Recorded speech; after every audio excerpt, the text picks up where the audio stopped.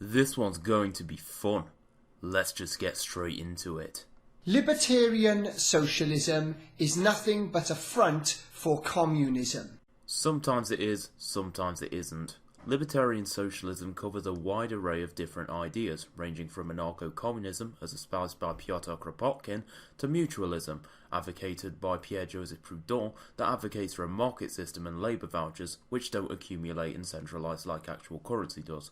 Saying libertarian socialism is nothing but a front for communism shows how surface level Mr. E's understanding of these topics are, and we haven't even got past the introduction yet. We're in for quite a ride, comrades. As I've repeatedly shown, the left love to co-opt language, particularly definitions, often stealing terminology from the very people they seek to depose. One such example is the word libertarian. Thanks to the left, the word has become so meaningless that I hesitate to use it, even though I would technically be a libertarian in the true sense of the word. Leftists love to confuse people by calling themselves libertarian socialists, social libertarians, left libertarians, and a whole string of terms that ultimately mean the same thing: communism.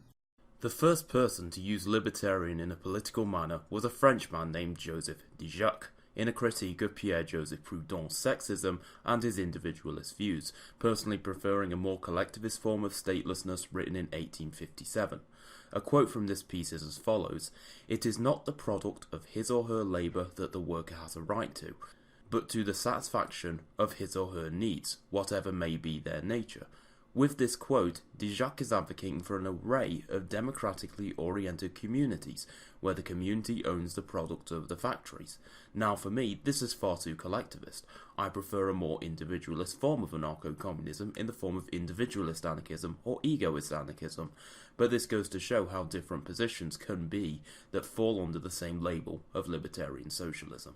The idea that leftists have anything to do with libertarianism is nothing but propaganda designed to foment ignorance. With this video, I intend to show people how and why the left is determined to make libertarianism a leftist identity, and why libertarian socialism is a leftist lie. If anything, it's the right who have a monopoly over the word libertarian. Originally, libertarian in a political term meant libertarian socialist. If you wanted to refer to what is now known as a libertarian, you'd call them liberals, or in today's world, classical liberals. Liberalism and libertarianism are two terms which essentially swapped sides. One was co-opted by the left, and the other was co-opted by the right. Liberal today essentially means social democrat. To specify that the left did co-opt words, whilst ignoring the co-option of the right, goes to show how propagandistically this video is structured. It is pushing an anti-left agenda without caring about the truth, wherever that may lead. Despite what leftists claim, the origin of the word libertarian was not during the 19th century with European socialists. In actual fact, the word originates in the 18th century, with Enlightenment thinkers coining it to argue for free will over determinism.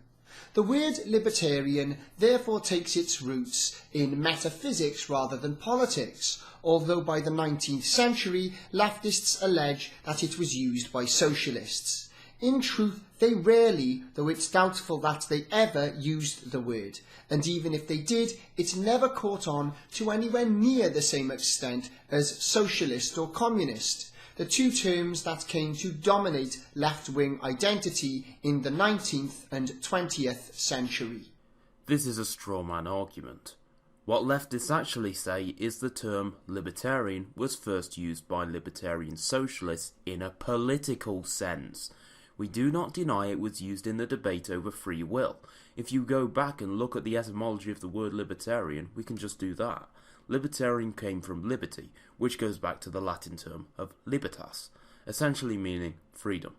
Essentially, libertarianism means freedomist, a pretty vague term that could apply to a lot of things, from William Belcham's views on free will to the political view of dismantling structures of domination and submission, which is what the first political libertarians advocated. The originators of the word libertarian were interested in individual sovereignty, something that socialists have always considered subordinate to collectivism. I don't see how owning what you use goes against individualism. In fact, I see that as a necessary quality of individualism. After all, if you ask socialists about what socialism is, they'll define it along these lines, or similar lines. Workers' control over the means of production is a common one, but I personally go by socialism meaning ownership by use, as in the quote by the Lowell Mill Girls, "Those who work in the mills ought to own them," which is often misattributed to Noam Chomsky, by the way. In particular, this relates to individuals being capable of using their own labour to create property, or that individuals have a separate identity from collectives, such as the nation or tribe. No, mate, we argue against the idea that a profit-oriented society is individualist, as in if you're poor, without the means to produce for yourself, you must work for someone who else has the means to produce. If you're wealthy and own the means to produce, then this society is pretty much individualistic for you. However, to the rest of us, we are coerced into a hierarchical collectivist system which violates nearly all the principles of what it means to live in an individualist society. Collectivism comes in two forms, and the vegan anarchist makes a great video talking about that. I'll link it in the description. What do I think? Well, I prefer individualism for all that is possible, and to achieve that, I believe you need to create a system where people aren't coerced into hierarchical institutions due to financial coercion. This is the socialist view on individualism. Despite these contradictions, leftists still try to suggest that collectivism is libertarian, not unlike Big Brother arguing that freedom is slavery. In the end, libertarian is just a word, so it might appear pedantic to quibble over its use. However, the left deliberately tries to limit and control language until it becomes impossible to adequately express oneself. This is very similar to Orwell's 1984, where with every edition of the Newspeak dictionary, words are gradually discarded, in the hope that eventually people will find it impossible to speak or organise against Big Brother, due to a limited ability to express oneself with language and thought. I find it ironic how MrE attributes the work of George Orwell, famous for his dystopian novels, when George Orwell himself was a libertarian socialist. The present structure of the political spectrum only includes different types of socialism, meaning that there is no place for those taking a non-socialist stance. Yeah, I don't think you know what socialism is. That statement said it all, but continue. This in itself shows how the left controls society through terminology and language, as when people talk about the right, they are actually still talking about big government socialism with a less communist feel. I've got this. Your definition of socialism is when the government does stuff, so I'm arguing against a straw man of socialism. No socialist says that socialism is whatever the government does. Before socialism was distorted by right-wing McCarthyite propaganda, the views of socialism being a system based on the common ownership of the means of production were universally accepted. Since then, the word has been distorted by both the McCarthyites and the Social Democrats, who simply use socialism to mean government programs, leading to the phrase mixed economy, when talking about a system with both state and private control over the means of production. Thus, we only need to look at our present political system to uncover the reason why leftists try to co-opt the libertarian label. By doing so, anyone that isn't a socialist is not even considered, let alone understood. We can, however, also use a historical example to demonstrate this political subversion. Liberal, in a classical sense, always meant free markets, limited government, and the freedom of the individual to own and trade property. After World War II, the left began to use the word liberal to fool people into thinking that left-wing parties were liberal, rather than the socialists they really were. From now on, any time MrE says socialism, replace that in your mind with social democrat or social democracy, as that's what he's actually talking about. Through decades of this deception, today's modern definition of a liberal, wherever you go in the West, is nothing but a socialist, and nothing epitomises this more than the Liberal Democrats in the UK, which formed when the Social Democrats and Liberal Party merged in 1988. The Liberal Party, formerly with limited government and free market roots, also giving Britain great politicians such as Winston Churchill, was then assimilated into a socialist party that sits somewhere in the middle of Labour on the left and the right-wing socialist Tories. The right-wing socialist Tories? What the fuck? I just felt a million of my brain cells commit synchronized suicide. I am now convinced that rocking MrE has zero idea what the hell he is talking about. Right-wing socialist Tories? Seriously? This pattern repeatedly occurs because you can't compromise individualist principles for power and success. Due to this subversion, classical liberals began to use the word libertarian in the second half of the 20th century because liberal had been co-opted by the left. Not true. Actually, the term libertarian was first used by a right-winger in 1923 by a man named H.L. Mencken. A quote by him, written in 1923, reads as follows: "My literary theory, like my politics, is chiefly based upon one idea, to wit, to the idea of freedom. I am in belief a libertarian of the most extreme variety." This led to the snowball effect, which would then lead the term libertarian to become synonymous with classical liberalism.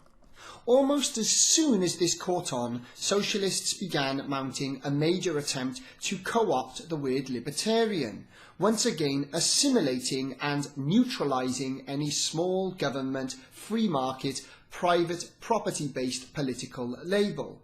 No, they are just using the term in its classical definition, going back to Joseph de Jacques. They aren't co-opting anything. It's like me using the word socialism to refer to ownership by use, instead of the most popular definition of when the government does things, which is what the Social Democrats have made it mean in model political discourse. A key player in this subversion is Noam Chomsky, a man who pushes hard left propaganda so egregious and extensive that there's a detailed website dedicated to exposing him under the title The Chomsky Hoax. Holy hell, where do I begin?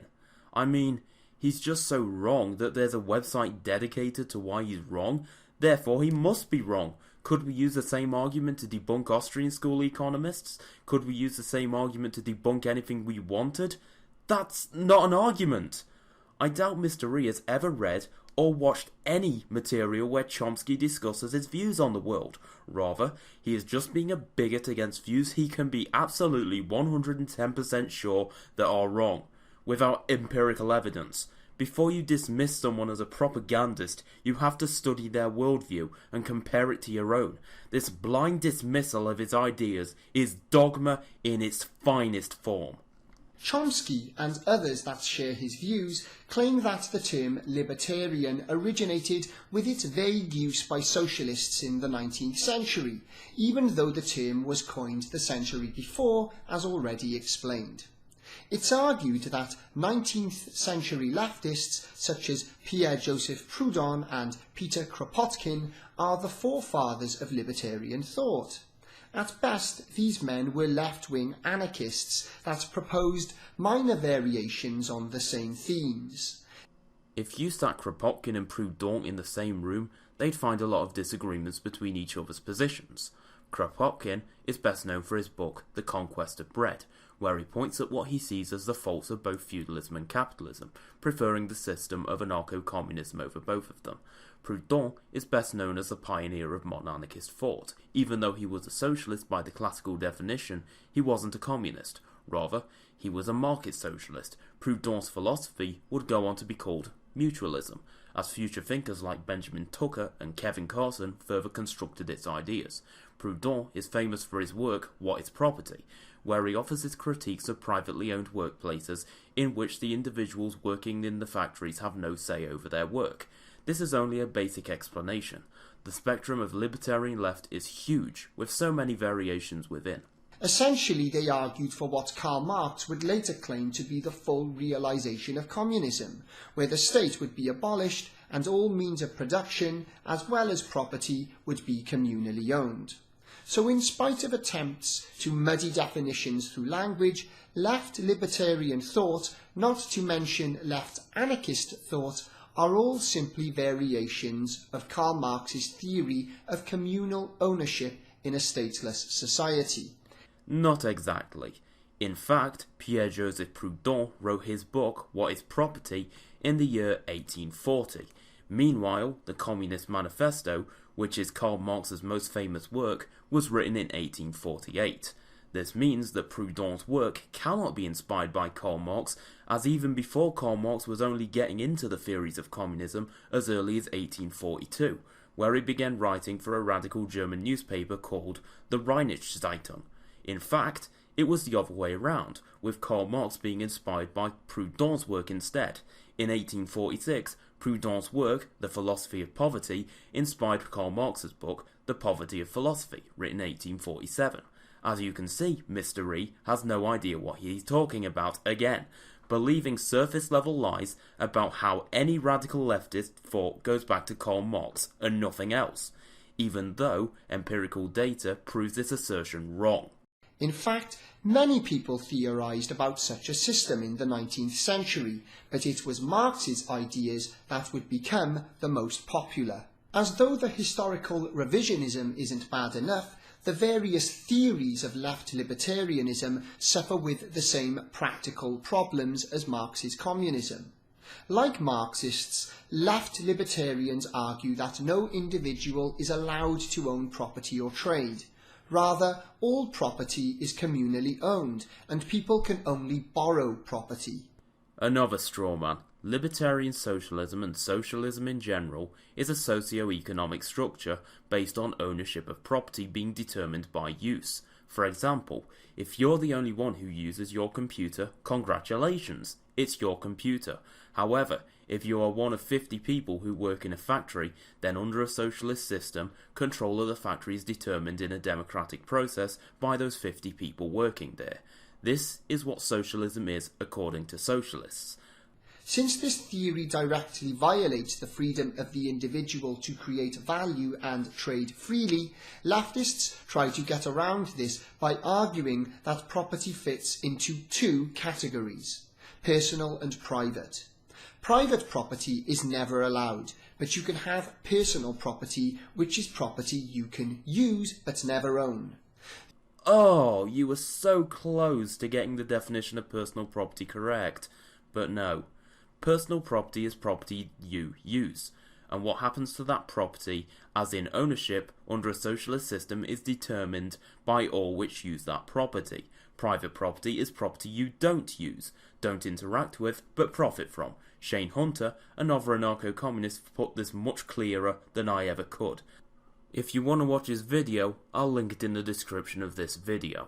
The only way for such a system to exist is to coerce anyone that doesn't want to take part. It's for this reason that any form of communism, whether you call it left libertarianism or something else, inevitably becomes totalitarian. There are left libertarian societies all over the world, where people voluntarily join and no coercion is necessary, like the Zapatista community in Chiapas, Mexico, and the Twin Oaks community in Virginia. I believe MrE is talking about the Free Territory of Ukraine and Revolutionary Catalonia, which failed for exactly this reason, and in the future I will make a video analysing Revolutionary Catalonia and determine why the society failed. I believe it was more to do with people being placed into a new society outside of their own volition. It gets worse once we consider that the people aiming to create such a society seek to eradicate all private property and murder anyone that stands in their way. Murder anyone who stands in their way? Like what happens all over the world to union members? How dare they fight for better working conditions We business owners must see them as a threat not to be taken lightly. Even if we assume there are people on the left which do this, this is hardly limited to just the left. Anti-union violence goes as far back as the start of the Industrial Revolution, where the peasants refused to give up their collectively owned common land, so it was forcefully taken by even the government or private security agencies for the purpose of private businesses. This period was known as the Enclosure Acts, and is one of the most blatant examples of property being theft that's ever been seen throughout history.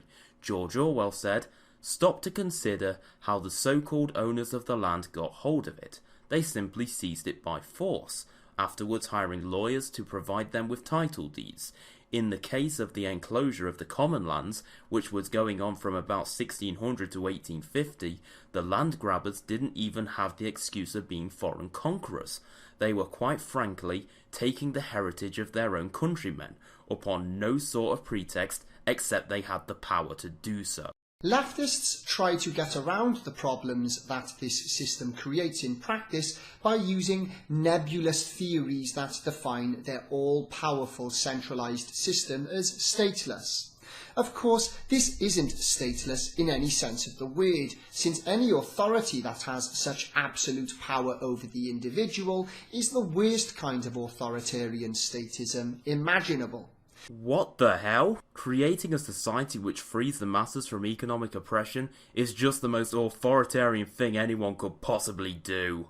Let's ignore the societies which exist without a state, whilst following socialist principles. If anything, it's the capitalist system of ownership which is the authoritarian one.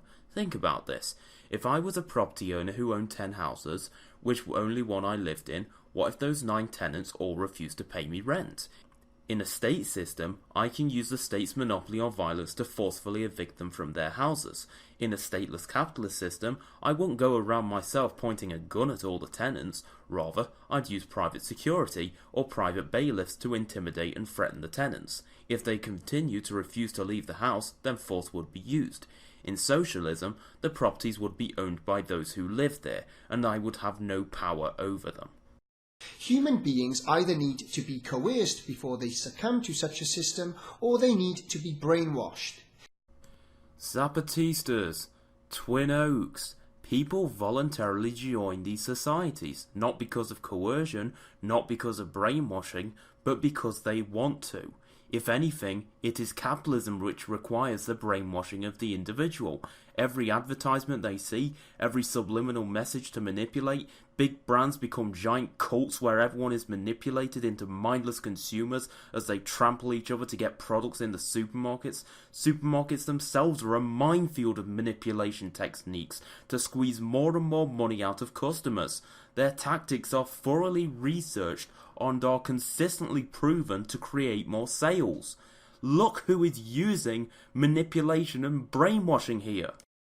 This is why leftists always end up advocating a theory of a new man or new human being who will embrace a utopia that could never be accepted by ordinary, fallible, rational human beings. I've never heard of any leftists creating a new man. However, I have heard this done repeatedly by the right, who just assume everyone will become ethical consumers like that, even if it does go against their budget. Being a pragmatic person in the head, at heart, I'd like a full-on anarcho-communist utopia. I really would. But pragmatism questions the validity of this, and therefore, taking into account how people in the regular world would act, it's more reasonable to look towards either a system of egoist anarchism or a system of anarchism without adjectives, with many different types of anarchism coexisting. I'm not certain, I never will be, but I can always continuously analyse the interactions between people and slowly come to the correct conclusion. Individuals are obviously miserable when they're treated as slaves, and without the right to own property, this is what humans become. Another straw man against the left. This is a common argument against the left from the libertarian right. We don't say you can't own property. We just believe those who use property, e.g. houses, factories, farms, offices, etc., should be able to own and control them rather than any outside force which doesn't interact with these properties apart from the extraction of the value of the workers' labour owning them. That's all we think. Only through the envy of success can leftist ideology succeed, as people police one another because they can't stand to see others do better than them. Oh, jeez, another straw man argument. This is the communism is forced equality argument. No. Communism is a society organised on the absence of class, money and state. In the society, apart from natural differences between people, people are able to pursue their passions without financial insecurity being a problem. Communism is the epitome of equal opportunity. It doesn't matter whether you call this left libertarianism or some other weasel word. The end result is the same. People that use ideology to justify murder and theft. The killings of union leaders, the forced robbery of common land, clearly, if this wasn't a biased piece of anti-leftist propaganda, you'd have mentioned this. But no. The only purpose of this video was to repeat the same crap which was done in the 1950s by pointing to failed Marxist-Leninist states, which are rejected by libertarian socialists, and saying because of these societies, anything that pushes for a communist society will lead to the next North Korea. Here's the difference, MrE. I've backed up my rebuttal with sources and evidence. Look in the description. You haven't. This is Rocking Mr. Ancom, over and out.